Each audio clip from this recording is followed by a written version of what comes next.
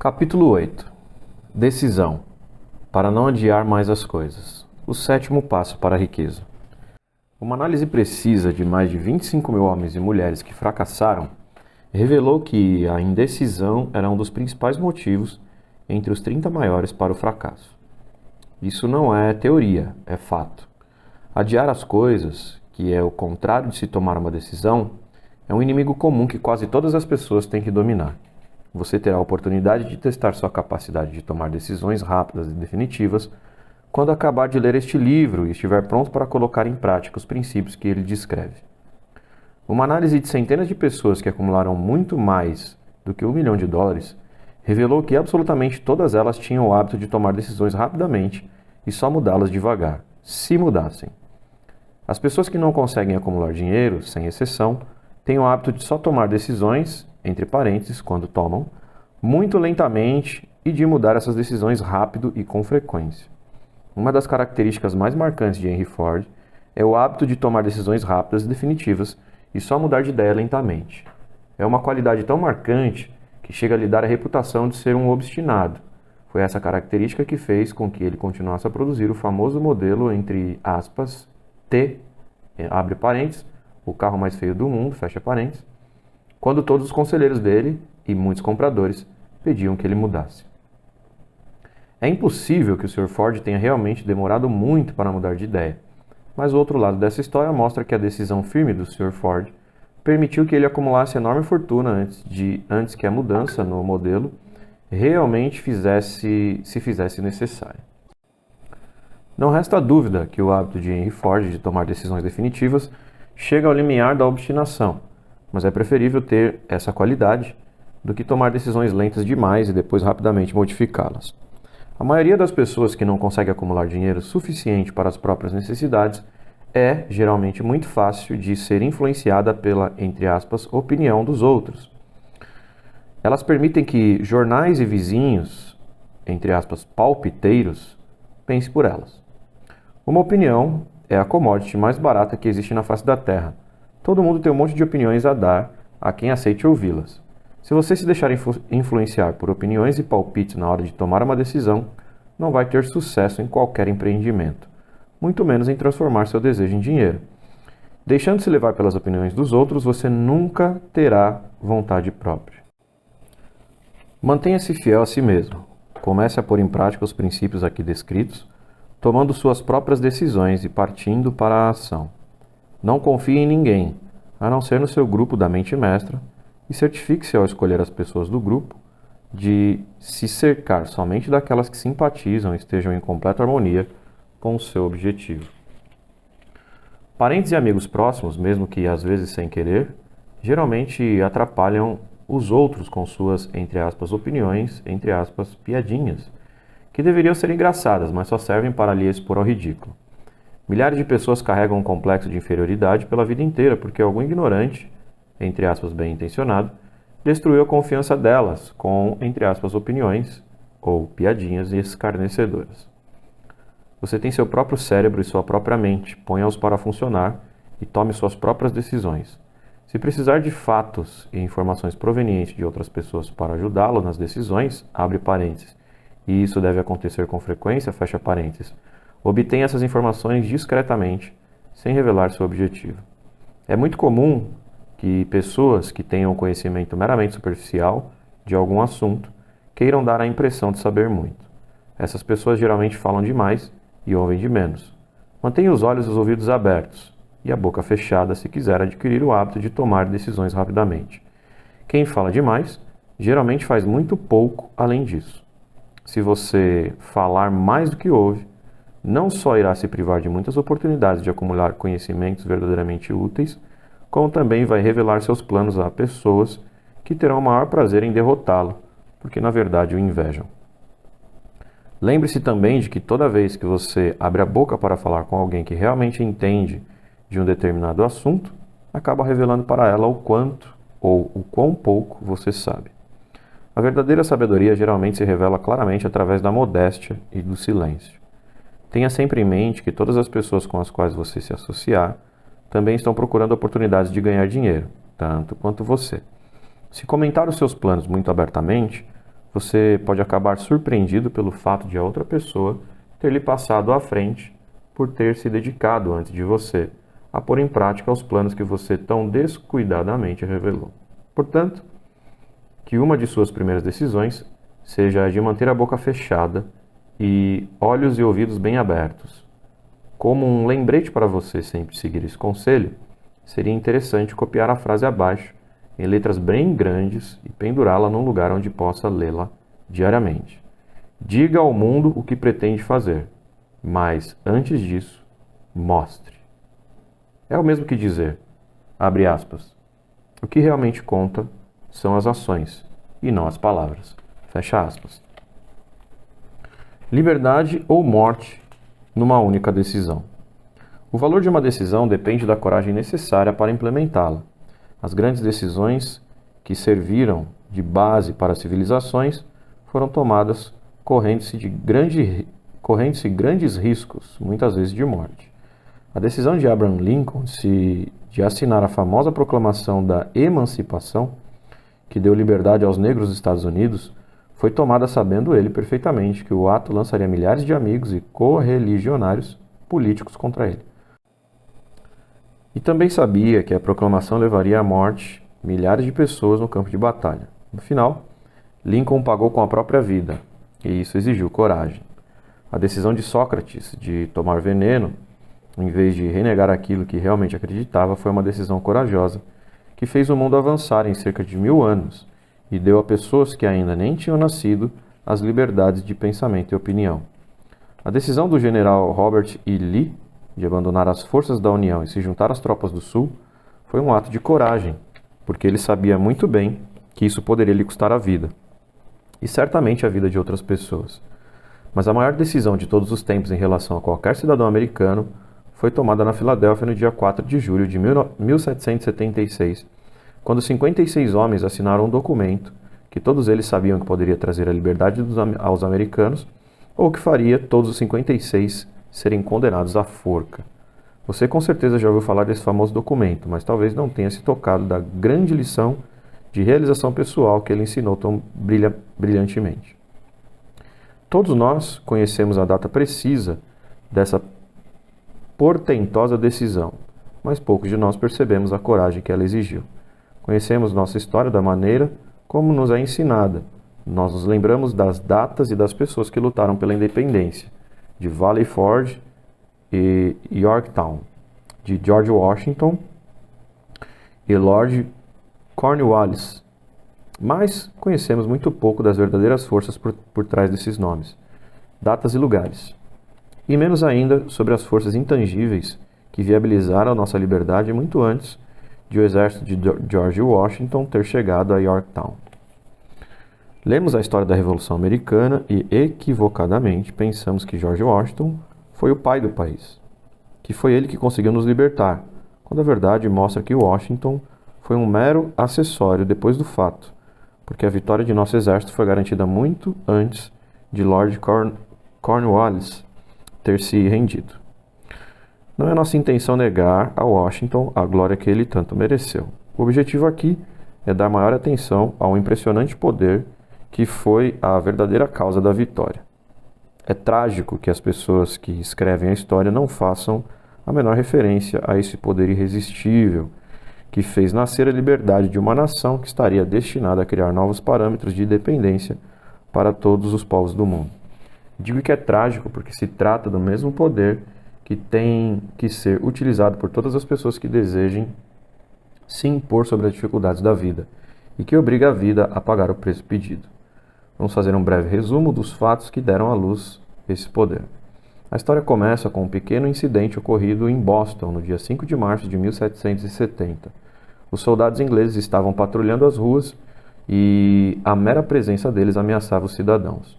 Os colonos se ressentiam dos homens armados que marchavam em meio a eles, então começaram a demonstrar abertamente esse ressentimento, lançando pedras e xingando os soldados, até que o comandante deu a ordem, abre aspas, preparar baionetas, fogo, fecha aspas. A batalha começou. O resultado foram muitos mortos e feridos. O incidente acendeu tamanha onda de insatisfação que a Assembleia Provincial, abre parênteses, formada por colonos de renome, fecha parênteses, convocou uma reunião com o propósito de tomar uma atitude definitiva. 2 dos membros dessa assembleia eram John Hancock e Samuel Adams, que esses nomes vivam para sempre. Eles se insurgiram corajosamente e declararam sonoramente que era preciso tomar a decisão de expulsar todos os soldados britânicos de Boston. Lembre-se disso. Uma decisão surgida na cabeça de 2 pessoas pode perfeitamente ser considerada o ponto de partida da liberdade que nós desfrutamos hoje nos Estados Unidos. Lembre-se também que a decisão desses 2 homens exigiu enorme dose de coragem e fé, porque era perigosa. Quando a Assembleia terminou, Samuel Adams foi instado a se dirigir ao governador da província, Hutchinson, e exigir a retirada das forças britânicas. O pedido foi atendido, os soldados foram retirados de Boston, mas o caso não estava encerrado. Ele tinha provocado uma crise destinada a mudar os rumos da civilização. Não é estranho que as grandes mudanças, como a Revelação Americana e a Grande Guerra, geralmente comecem com incidentes aparentemente sem importância. Também vale a pena observar que essas importantes mudanças geralmente começam com uma decisão definitiva na mente de relativamente poucas pessoas. Poucos de nós conhecemos a história dos Estados Unidos suficientemente bem para saber que John Hancock, Samuel Adams e Richard Henry Lee, da província de Virgínia, foram os verdadeiros pais do nosso país. Richard Henry Lee se tornou um fator importante na nossa história pelo fato de ele e Samuel Adams se comunicarem com frequência, entre parênteses por correspondência, compartilhando livremente esperanças e temores em relação ao bem-estar dos habitantes das províncias. A partir dessa correspondência, Adams teve a ideia de criar um intercâmbio de cartas entre as 13 colônias que ajudaria a coordenar os esforços necessários para a solução de problemas comuns. Em março de 1772, 2 anos depois do choque com os soldados em Boston, Adams apresentou a ideia à Assembleia por meio de uma moção para se criar um comitê de correspondência entre as colônias, com os correspondentes oficialmente nomeados em cada uma delas, que tinha, abre aspas, o objetivo de criar uma cooperação amistosa para a melhoria das colônias da América Inglesa, fecha aspas. Note bem esse incidente. Foi o início da organização de um poder que se espalhou e que estava destinado a libertar todos nós. A mente mestra já estava organizada. Era formada por Adams, Lee e Hancock. Abre aspas, digo até mais que, se 2 de vós concordarem na terra em relação a um pedido, ele virá do meu Pai que está no céu. Fecha aspas. O comitê de correspondência foi organizado. Observe que esse ato abriu caminho para que o poder da mente mestra fosse ampliado, incluindo gente de todas as colônias. Observe bem que esse foi o primeiro ato de planejamento organizado dos colonos insatisfeitos. A união faz a força. Os cidadãos das colônias vinham praticando atos de guerra isolados e desorganizados contra os soldados britânicos, em incidentes semelhantes à revolta de Boston, mas não obtinham nenhum benefício. A insatisfação dos indivíduos não havia sido consolidada sob o guarda-chuva de uma mente mestra. Nenhum grupo colocou corações, mentes, corpos e almas numa decisão tão definitiva como essa, para acertar de vez as dificuldades com os ingleses, até Adams, Hancock e Lee terem se unido. Enquanto isso, os ingleses não estavam desatentos. Eles também faziam seus planos e criavam sua própria mente mestra, com a vantagem de ter o apoio de muito dinheiro e um exército organizado. A coroa nomeou Gage para substituir Hutchinson como governador de Massachusetts. Um dos primeiros atos do novo governador foi mandar um mensageiro chamar Samuel Adams para tentar frear a oposição por meio do medo. A melhor maneira de entender o que aconteceu é reproduzindo a conversa entre o coronel Fenton, abre parênteses, o mensageiro enviado por Gage, fecha parênteses, e Samuel Adams. Coronel Fenton, : O governador Gage me autorizou a dizer veementemente, Sr. Adams, que ele tem poderes para lhe conceder todos os benefícios que o senhor julgar suficientes, abre colchete, tentativa de subornar e cooptar Adams, fecha colchete, desde que o senhor pare definitivamente de fazer oposição às medidas do governo. O governador lhe aconselha, senhor, a não desagradar ainda mais sua majestade. Sua conduta já é suficiente para enquadrá-la nas penas de uma lei de Henrique VIII, pela qual qualquer pessoa pode ser enviada para ser julgada na Inglaterra por traição ou cumplicidade numa traição, a critério do governador da província. No entanto, se o senhor alterar sua trajetória política, o senhor não só obterá grandes vantagens, como também ficará em paz com o rei. Samuel Adams, portanto, tinha que optar entre dois caminhos. Podia parar toda oposição e aceitar o suborno e as vantagens pessoais, ou poderia ir em frente e se arriscar a ser enforcado. Evidentemente, tinha chegado a hora em que Adams se via obrigado a tomar imediatamente uma decisão que poderia lhe custar a vida. A maioria das pessoas acharia difícil tomar uma decisão como essa. A maioria teria tido uma resposta evasiva, mas Adams não fez nada disso. Ele exigiu que o coronel Fenton desse sua palavra de honra de que repetiria ao governador exatamente a resposta que Adams lhe daria, que foi a seguinte: então o senhor pode dizer ao governador Gage que eu acredito já estar em paz há muito tempo com o rei dos reis. Nenhuma remuneração pessoal irá me induzir a abandonar a causa justa do meu país. E diga ao governador Gage que Samuel Adams lhe aconselha a não continuar insultando os sentimentos de um povo que já está exasperado demais. Parece desnecessário fazer qualquer comentário sobre o caráter desse homem. Deve ser óbvio para todos os que leram essa impressionante mensagem que seu emissor possuía uma lealdade do mais alto grau. Isso é importante. Abre parênteses, políticos desonestos e vigaristas prostituíram a honra pela qual pessoas como Adams morreram, fecha parênteses. Quando o governador Gage recebeu a resposta cáustica de Adams, teve um ataque de fúria e expediu o seguinte edito, abre aspas, vem por meio desta, em nome de sua majestade, oferecer e prometer o mais gracioso perdão a todas as pessoas que de agora em diante baixarem suas armas e retornarem às suas funções de súditos pacíficos, sendo que este perdão não poderá beneficiar Samuel Adams e John Hancock, cujas ofensas são de natureza tão infame que não merecem qualquer consideração que não seja uma punição condizente, fecha aspas. Como se diz na gíria de hoje, Adams e Hancock estavam, entre aspas, na linha de tiro.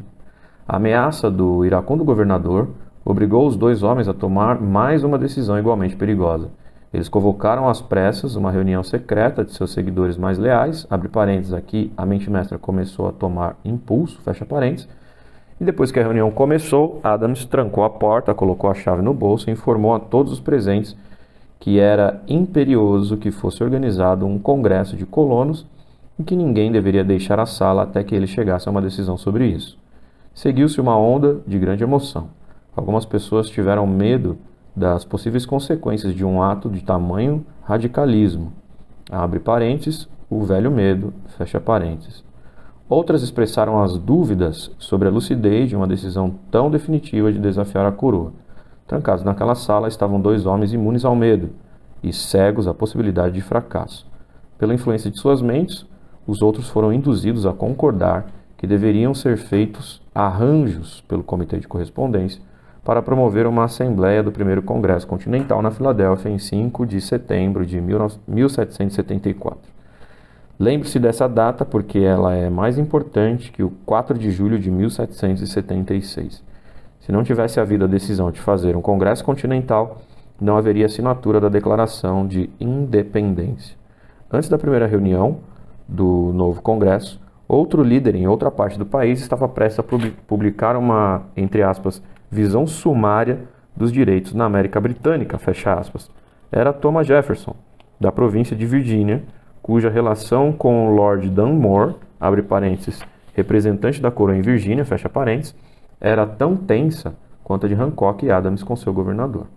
Pouco depois que o famoso sumário de direitos foi publicado, Jefferson foi avisado de que estava sujeito à acusação de alta traição contra o governo de Sua Majestade. Inspirado por essa ameaça, um dos colegas de Jefferson, Patrick Henry, falou tudo o que pensava, encerrando com uma frase que desde então virou um clássico, abre aspas, se isso for traição, então vamos aproveitá-la ao máximo, fecha aspas. Foram homens assim, que mesmo sem poder, sem autoridade, sem poderio militar e sem dinheiro, se reuniram pensando solenemente no destino das colônias, iniciando com o primeiro Congresso Continental e prosseguindo por mais 2 anos, abre parênteses, com algumas interrupções, fecha parênteses, até que no dia 7 de junho de 1776, Richard Henry Lee se levantou, dirigiu seu presidente e fez a seguinte declaração para espanto da Assembleia. Cavalheiros, declaro aqui que essas colônias unidas são e têm o direito de ser estados livres e independentes, que devem se libertar de toda e qualquer obediência à coroa britânica e que todas as conexões políticas entre elas e o Estado da Grã-Bretanha devem ser totalmente eliminadas. A declaração espantosa de Lee foi discutida com fervor e por tanto tempo que ele começou a perder a paciência. Finalmente, depois de vários dias de discussão, ele novamente tomou a palavra e declarou em voz alta e firme: Senhor Presidente, nós já estamos discutindo esse assunto há vários dias. Esse é o único caminho a seguir. Por que então ficar adiando? Por que ainda estamos discutindo isso? Vamos deixar que esse lindo dia testemunhe o nascimento de uma república americana, que ela surja não para destruir e conquistar, mas para restabelecer o reino de paz e da lei. Os olhos da Europa estão voltados para nós. Ela exige um exemplo vivo de liberdade, cuja felicidade dos cidadãos contraste com uma tirania cada vez maior. Antes que a declaração fosse finalmente votada, Lee foi chamado de volta à Virgínia por conta de um grave problema de doença na família, mas antes de partir, colocou a questão nas mãos do amigo Thomas Jefferson, que prometeu lutar até que uma ação favorável fosse decidida. Pouco depois, o presidente do Congresso, entre parênteses Hancock, nomeou Jefferson presidente do comitê para elaborar uma declaração de independência. O comitê trabalhou duro por muito tempo num documento que, quando fosse aceito pelo Congresso, significaria que todos os signatários estariam assinando a própria sentença de morte caso as colônias perdessem a luta contra a Grã-Bretanha, a qual certamente ocorreria. O documento foi redigido e no dia 28 de junho, o rascunho original foi lido diante do Congresso. Seguiram-se vários dias de debates e alterações até que ficou pronto. No dia 4 de julho de 1776, Thomas Jefferson se ergueu diante da Assembleia e destemidamente leu a decisão mais portentosa já escrita. Abre aspas. Quando no curso dos acontecimentos humanos é necessário que um povo desfaça os laços políticos que o ligara a outro e assuma, dentre os poderes que existem na terra, um posto igual e separado que as leis da natureza e do Deus da natureza lhe concedem, um respeito decente à opinião dos seres humanos exige que eles declarem as causas que os impelem à separação. Fecha aspas. Quando Jefferson terminou, foi votado, aceito e assinado pelos 56 homens o documento em que cada um estava apostando a própria vida ao assinar o nome. Com essa decisão surgiu a nação que estaria fadada a dar às pessoas eternamente o privilégio de tomar decisões. É apenas com decisões tomadas num estado de fé como esse, e somente com essas decisões, que as pessoas conseguem resolver os problemas pessoais e atingir um alto nível de riqueza material e espiritual. Não nos esqueçamos disso. Analise os acontecimentos que levaram à declaração de independência e convença-se de que essa nação, que hoje impõe respeito e poder diante de todos os países do mundo, nasceu a partir de uma decisão gerada por uma mente mestra, construída por 56 homens. Observe também que foi a decisão deles que garantiu o êxito dos exércitos de George Washington, porque o espírito dessa decisão estava no coração de todos os soldados que lutaram com ele, e serviu como um poder espiritual que simplesmente desconhece o fracasso. Observe também, abre parênteses, para seu grande benefício, fecha parênteses, que o poder que concedeu a liberdade a esse país é o mesmo que precisa ser utilizado por todas as pessoas que desejem traçar o próprio destino. Esse poder é constituído pelos princípios descritos neste livro. Não é difícil encontrar nesse relato da Declaração da Independência, no mínimo 6 princípios: desejo, decisão, fé, perseverança, a mente mestra e o planejamento organizado. Em toda essa filosofia, vamos ver que o pensamento, apoiado num desejo férreo, tem a tendência de se transformar num equivalente físico. Antes de seguir em frente, gostaria de lhe sugerir que é possível encontrar nessa história, assim como na United States Steel Corporation, uma descrição perfeita do método pelo qual o pensamento gera essa impressionante transformação. Ao buscar o segredo desse método, não tente encontrar um milagre, porque isso você não vai encontrar. Só verá as eternas leis da natureza. Essas leis estão disponíveis para todas as pessoas que têm fé e a coragem de utilizá-las. Elas podem ser usadas para trazer a liberdade a um país ou para ganhar uma fortuna. Elas não têm preço, exceto o tempo necessário para você compreendê-las e incorporá-las à sua vida. As pessoas que tomam decisões rápidas e definitivas e que sabem o que querem, geralmente conseguem. Os líderes em qualquer área da vida decidem rápido e com firmeza. Essa é a razão principal para serem líderes. O mundo tem o hábito de abrir o caminho para as pessoas cujas palavras e ações mostram que sabem para onde vão. A indecisão é um hábito que geralmente começa na juventude. Ela se torna permanente à medida que passamos pelo ensino fundamental, ensino médio e até a faculdade, sem um propósito definido. A maior fraqueza de todos os sistemas de ensino é que eles não ensinam nem incentivam o hábito de tomar decisões definitivas. Ajudaria muito se as faculdades não permitissem a inscrição de nenhum aluno que não declarasse seu maior objetivo na hora de fazer a matrícula.